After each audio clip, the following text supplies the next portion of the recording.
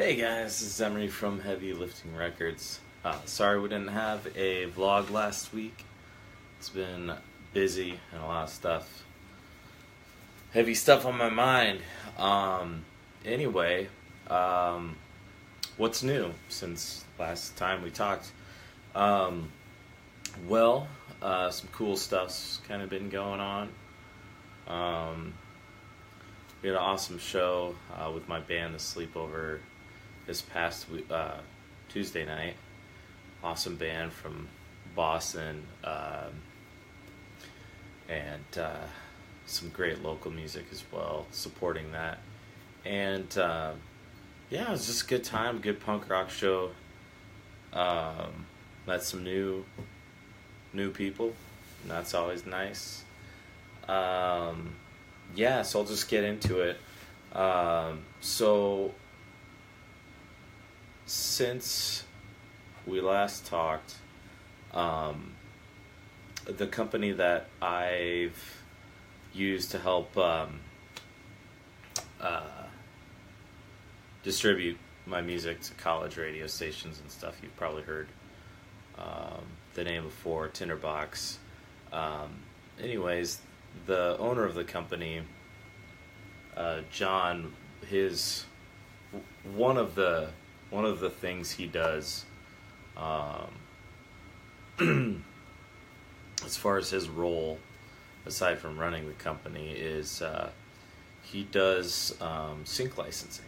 So if you don't know what sync licensing is, basically from a standpoint of people using your music, whether it's in like video or YouTube, in a commercial, like a radio commercial or whatever. It's basically a contract in between two parties, usually, with the band either being represented or the band themselves and the who would like to use your music. There's exclusive licenses, there's non-exclusive licenses. For example, with non-exclusive license, something I learned is that you still technically own your music, so you could sell your music at shows and stuff. But really, with sync licensing, the really cool thing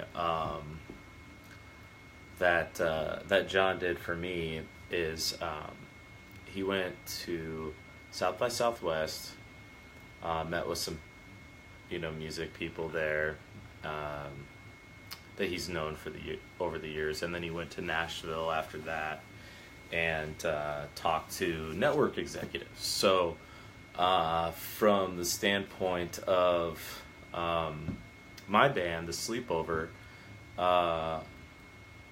he got some pretty big TV networks interested in us, so that's awesome.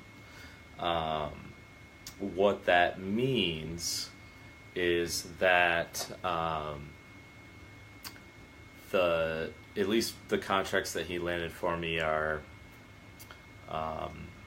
MTV, afternoon programming, so like 16 and Pregnant, and MTV News and all that kind of stuff. So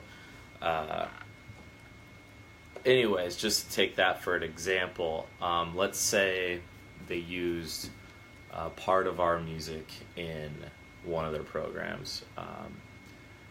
The network is required to submit, upon agreement of the contract, the network's required to submit something called a cue sheet to your pro, which think of that almost like your union for musicians. That's like BMI, ASCAP, different organizations that you really register with, and you can get some benefits for doing so, anywhere from discounts on disc making to FedEx. I think I have through BMI. I have a few perks there. Anyways, the network is required to submit their cue sheets that basically just have the information of what they use for your music. The contract only has certain songs, whether it's whole album or certain songs off of it. They don't use covers because the artists that you're covering, even though you've paid to be able licensing to be able to put it on your CD, you've paid the artist for that. They don't mess with TV because you get in the network, the artists, everyone would get in big trouble for that unless you got specific rights from that artist that you're covering. So, and sometimes it's hard to do.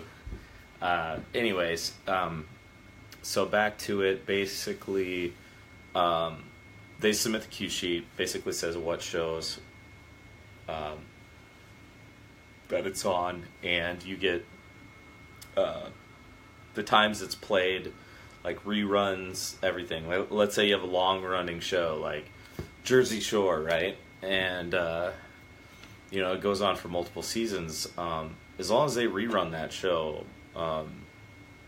they're submitting cue sheets to your BMI. Now, some contracts obviously are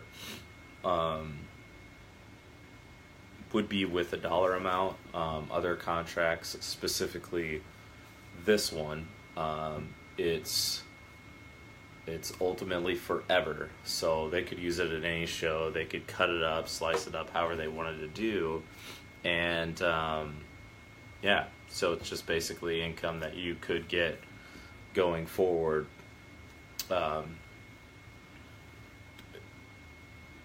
Until they cancel the show or they stop airing it. And with that, they could put the music on another song or the same song on a different show, etc. We're kind of a punk rock band, so I don't know necessarily that we would be fitted for, some of the stuff on MTV, but we also have other licenses, Fox News, ESPN, Discovery Partners, and a smaller one with PBS. I think it's called On the Road. It's a specific license for a year as an end term, and the show is all about the bands and promoting it, at least their website and how to get a hold of their music and that kind of stuff. So that's kind of cool versus, the other networks could put, like the MTV one, they could just, they could say what song it is, as it's playing, but most likely it'll be in the credits somewhere at the end, if at all. But after the to get back to what I was first saying, after the cue sheets are submitted, my understanding takes 3 to 6 months for your pro, in my case BMI, to review it, and not the network, not the artist, but your pro would determine the worth of that. So think of it like a union and union workers. So if you have a bunch of indie music artists that are signed to the sync licensing, like Discovery, there's only been, I guess, 170 artists in the last 8 years that Discovery's taken on to be able to use their music. So that's pretty cool. It's pretty small boat that they include. But anyway,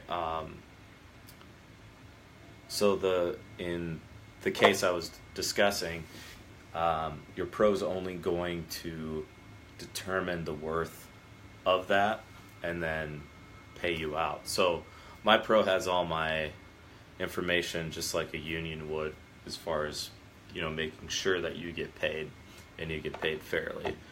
So that's pretty cool.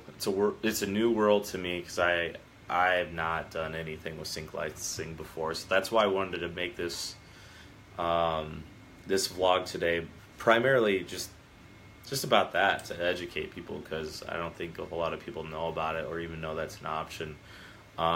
So what's it cost the artist? I guess it just depends, like who's finding the contracts. I mean, I suppose if you know network executives or whatever, you could probably do the heavy lifting supposedly with them and try to, sneak in and give them your music. Or you could hire a company like I did, that kind of scouts it for you, that have a reputation with these executives already, and they have several artists. He's so really at the end, like, you could, they could never use your music, really. So it is a risk, but the thing that I liked about my relationship with Tinderbox, aside from using them before for other stuff, is their communication, and they're upfront about the fee. In my case, just flat fee for finding the licenses and the different Pip, Zoe. Hey, Zoe. Yeah, so that was it. I mean, that's really all I want to talk about this week. Again, I just do these every other week. Thanks for watching. I will upload this to YouTube always the following Monday. But anyways, appreciate you tuning in. I'm doing this every other Thursday, so at 10. So that's when I'll do the next one. Again, thanks for tuning in. See you next time.